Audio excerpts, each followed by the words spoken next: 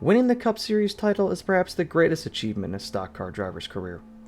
Not only are you declared the best driver for a single year, you become a legend of the sport for decades to come. It is an accomplishment that nobody can take away from you. That is, unless you get banned.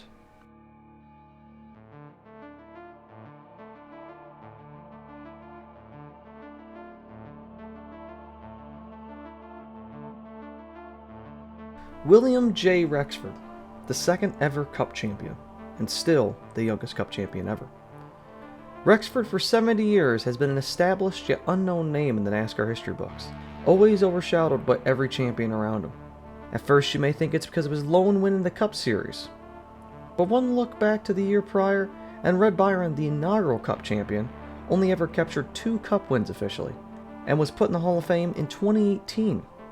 Rexford was also the only person to win the title from the Northeast. Being born in upstate New York, Bill would be the only one to win from that part of the country until New Jersey-born Martin Truex Jr. did so in 2017. The real reason for Rexford's supposed expungement from the NASCAR history books is rooted in how he won the title. In 1950, Rexford found himself on a team owned by fellow New Yorker Julian Busick. He was partnered with teammate Lloyd Moore, who had a plethora of experience in racing compared to him.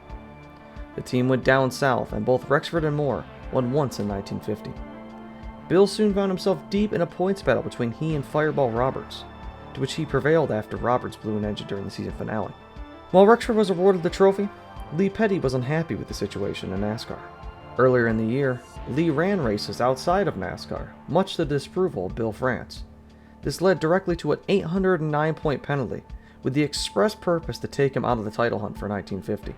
On top of Petty's dissatisfaction, the general consensus in the fanbase and drivers was that a Northerner had just claimed the championship in their Southern Series, only by a points penalty. Many regulars of the series reportedly didn't even recognize Bill as the title holder, and considered the championship invalid. Bill, while only 23 at the time, did become the first champion to receive contingency awards from sponsors after winning the title. The reward was a Nash ambassador from the motor company, which was the first special prize handed directly to a champion. The car was also donned with special decals commemorating Rexford's title, and a small bonus purse was also handed to Rexford at the start of the 1951 season. The championship, while unfavored in the South, made Bill revered in the Northern racing scene, as he and Moore led a Northern charge into the Southern states that would make Grant jealous. But Rexford and Moore were preparing for a drastic career change that neither were probably expecting. Busick for 1951 moved Moore and Rexford to a part-time schedule, where the couple again attained minor success.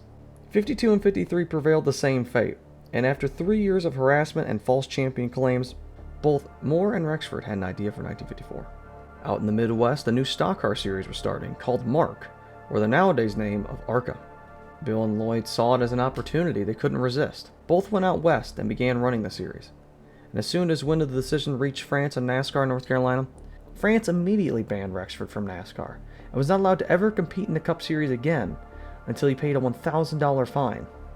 Weirdly, Lloyd apparently did not receive the same punishment for same such actions. Moore would come back to Cup in 1955, running his last race in that year's Southern 500.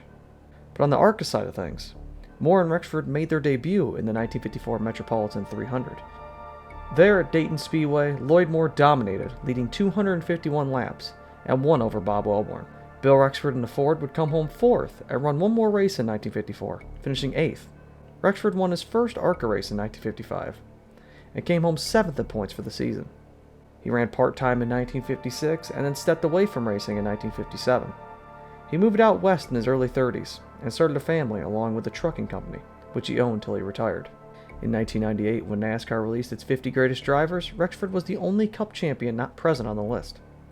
And as of 2022, from what I can find, the Bill Rexford ban has never been lifted, and the driver that carried Northern pride for over 50 years in a seemingly strictly Southern sport goes year after year, not only unenshrined, but still technically banned from the sport he conquered now 72 years ago.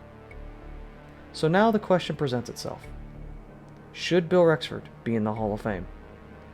Instead of dispensing my own opinion on the matter, I'll read the takes of two people who have much more validity and recognition than me. No matter what anybody won, 16 races or one or none, anybody who wins our championship belongs. There shouldn't be an asterisk. I think all our champions belong in the Hall of Fame.